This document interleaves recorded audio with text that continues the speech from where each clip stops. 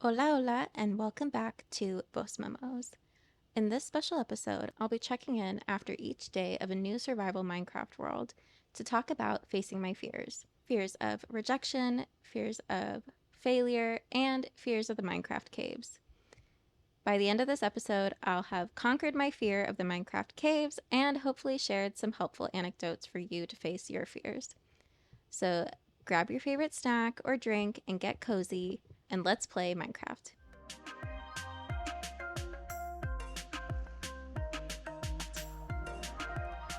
Alrighty, so you can see I've already completed day one, and my top priorities were getting pumpkins, raw chicken, and not enough wool to make a bed.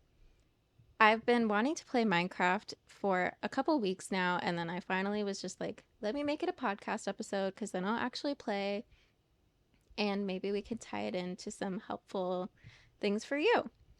So,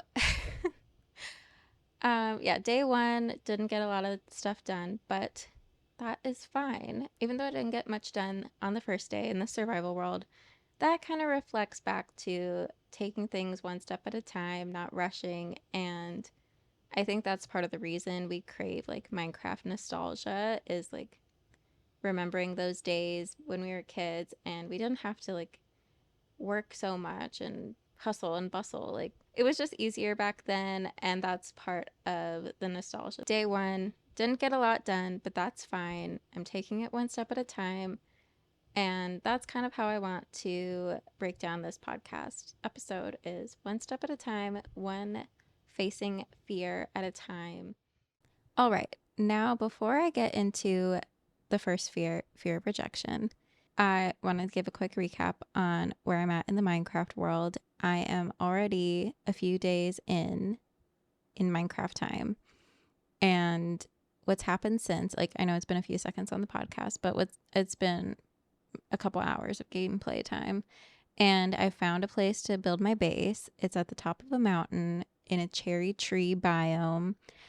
I didn't even know those existed until I logged on, because the last time I logged on to Minecraft, those did not exist. Or at least I didn't adventure far enough to find one. So I felt super lucky. It's very cute. It's got little bumblebees flying around. I need to look up how to tame those. I forgot. I'm really excited to build my base. I still have not ventured into a cave. I am procrastinating it. But I do need iron and to get more resources. So cave is next after I build the base, because if I die, I'll respawn in my cozy cottage and it will basically have all been a bad dream, right? And I think and I'll talk about this more later when we really like dissect my fear of the Minecraft caves. I think it's just like a fear of failure. If you die in the cave, like you lose all your stuff, you lose all your progress. And I don't want that to happen, so I just avoid it. And then in another way, that's also very similar to the fear I want to talk about first, like fear of rejection. The cave is rejecting me. I don't know. But yeah, so fear of rejection. I recently had to negotiate a salary, and I've had to do this already a couple times in my very short career. I think it's a normal part of the job process, the search, the hiring. There is just the negotiating. And it's always scary every time. A lot of thoughts like, what if they rescind the offer? Like, what if they say no? They probably won't rescind the offer for trying to negotiate. Like, that's kind of an expected part of the process. So that's just an irrational fear. If we covered irrational fears in this podcast episode, it would go on forever. But like the real fear, the fear of them saying no, this has happened to me twice in my career. They have said no to my negotiating. They either said, there's no way, like our range is way smaller than what you're asking for. Or another time they were just like, this is a firm offer, take it or leave it. I've never even heard of a firm offer, honestly. Oh my God, Bobby is being so cute. The behind the scenes of the podcast that you can't see. My bed is super messy and Bobby's being adorable. What was I saying? negotiating. They told me no, which, if you think about it, was my worst fear in the negotiating process. They're going to say no. And then they did. And nothing happened. Nothing bad happened. On one of those jobs, I was like, fine, I don't want this job. Moved on. Kept looking. Found a better job. And in the other situation, they said no to the negotiating. And I said, yes, I'll take the job, knowing that I was getting the best offer that I could for the job. And I wasn't leaving anything on the table. I knew exactly where I stood.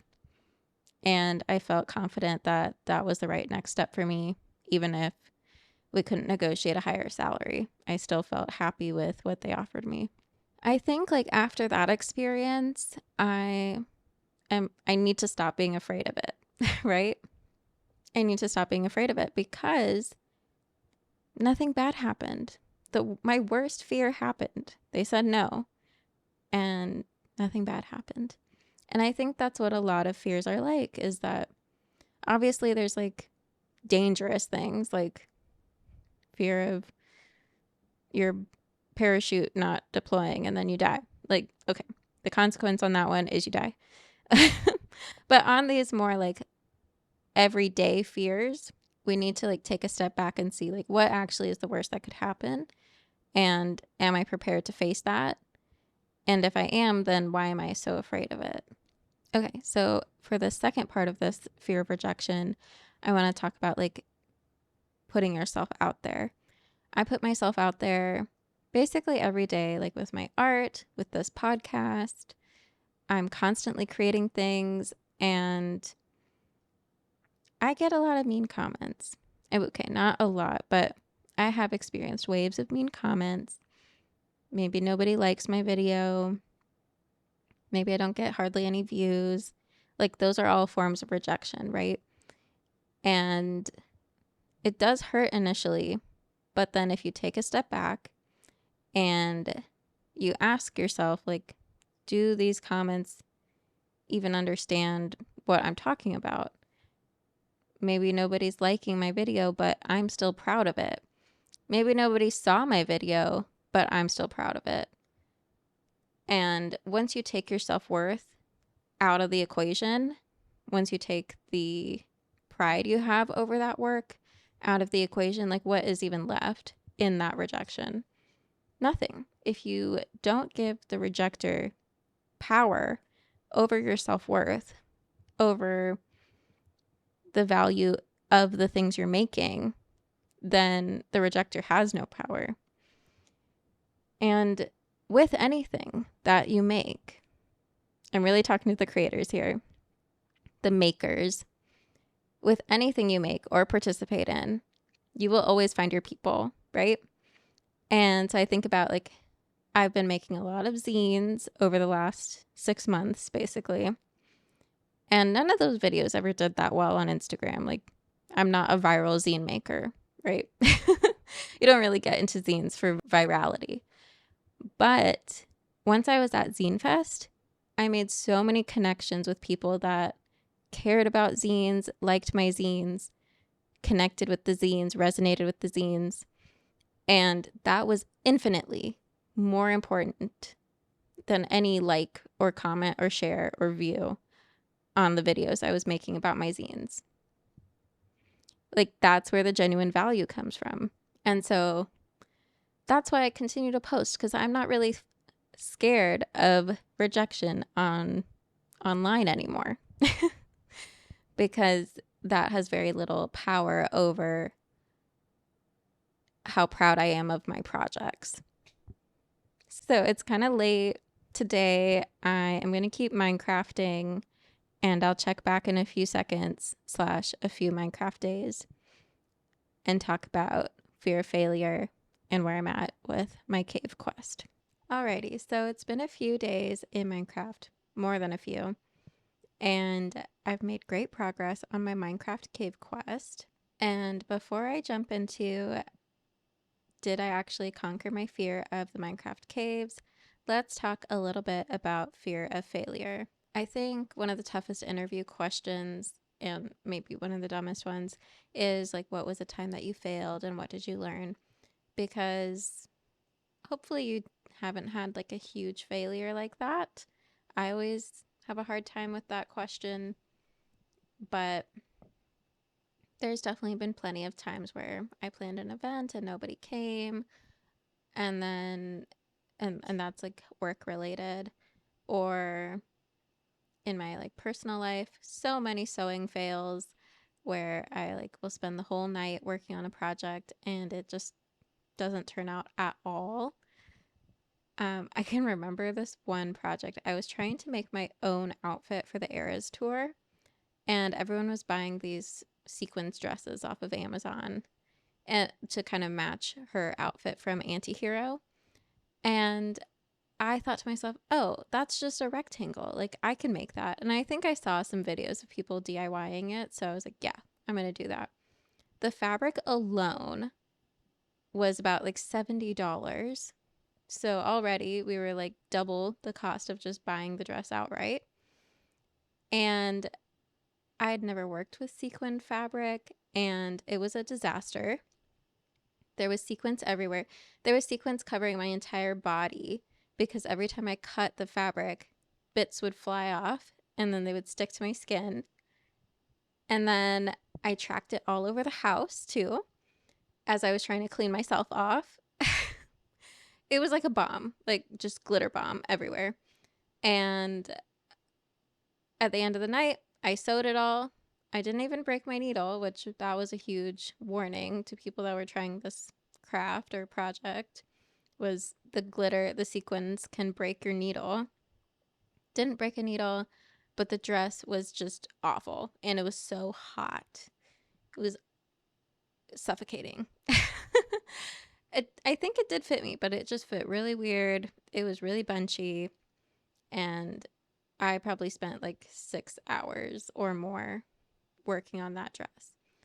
So, I mean, a lot of lessons learned from sewing. Anytime I do a sewing fail, I will come out with more knowledge than I started, of course. And that kind of applies to every failure, is you'll usually have some lessons learned.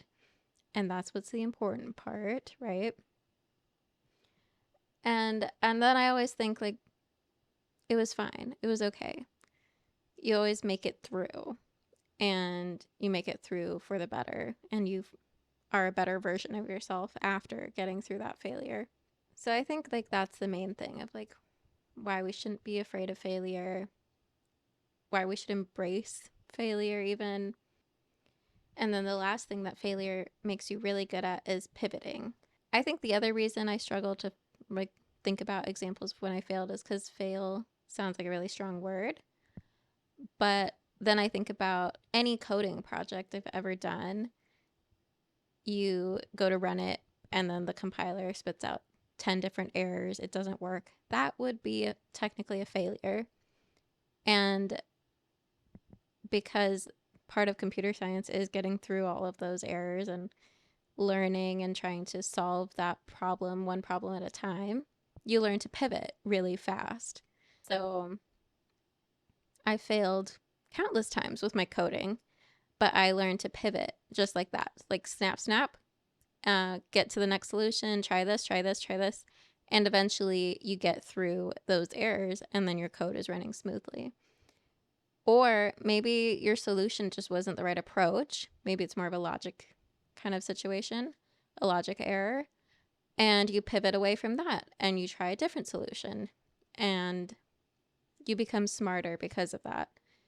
You become light on your feet. You know how to code one solution in many different ways. And I think like that's also why I'm not really scared of failure, because you can always pivot and pivot fast to the point where you don't even really recognize it as a failure. It was just one attempt and then you try again. And then the last thing I want to say about fear of failure is for the overthinkers, because I am definitely an overthinker, and I will even start spiraling about, what if I fail in the future? What about my future goals? What if I never achieve them? And I'm just like, well, what if I never actually publish my book that I'm working on? And that's one of my life goals, publish a book before I'm 30. And then I tell myself, like, whoa, when have you ever set a goal like that for yourself and not done everything you could to achieve it? If you're like me, never. You always create a plan. You always create a plan and you execute on that plan. And if it's a good plan, you're going to get to the end goal. And so it just comes back to trusting yourself, trusting that your experience will help you get through, and that you've created a good plan to achieve your goals, and that you'll be able to pivot if you do encounter any type of failure. And yeah, so I would say fear of failure, we've got so many different ways to get around that. I think it kind of ties into how I conquered my fear of the caves. Is I asked myself, I'm like, okay, what am I so scared of in the caves? It's spooky down there. There's creepers, there's mobs. Something can attack you when you're not looking, and you can lose all your progress and die. I was like, okay, well, what if I just go down there and I don't care if I die? Which obviously you cannot do that in real life. But this is a game. And so in a type of exposure therapy, I just took down like 10 to 16 torches, and my only goal was to light up the cave. And honestly, because I'm doing this Minecraft run so different than I usually do, I've been very low on food. So I didn't really have food. So I'm like, if I die, that's honestly better, because then I don't have to eat to regain my health. And then I just spawn back with all my stuff, grab more torches, and then head back down to the caves. So I probably did that no return type quest. I probably did that quest like maybe 7 to 10 times to light up this cave, because holy crap. Like, after the Caves and Cliffs update, the caves in Minecraft are huge and they're scary. They're very dark. I was squinting. I could not see the end of the cave. And the ceilings are pitch black too. Like, they're so high that I can't even light up torches up there. So it was very daunting to light up this cave. And I did help the village across the river from me. They built their village on top of a mountain that had a bunch of caves in it. Villagers, right? And so I went and helped them. I torched up their caves, made sure that there weren't any zombies lurking to hurt the villagers. And that just helped me realize, like, I can handle a cave if it's small and contained, because then you'd know exactly what's coming towards you. It's easy to keep lighting it up in a path. But this cave was so huge and cavernous. There's a lot of surface to cover. And so, yeah, I did this mission where I just went down with torches. If I died, I died. If I didn't, I would go back up and get more torches.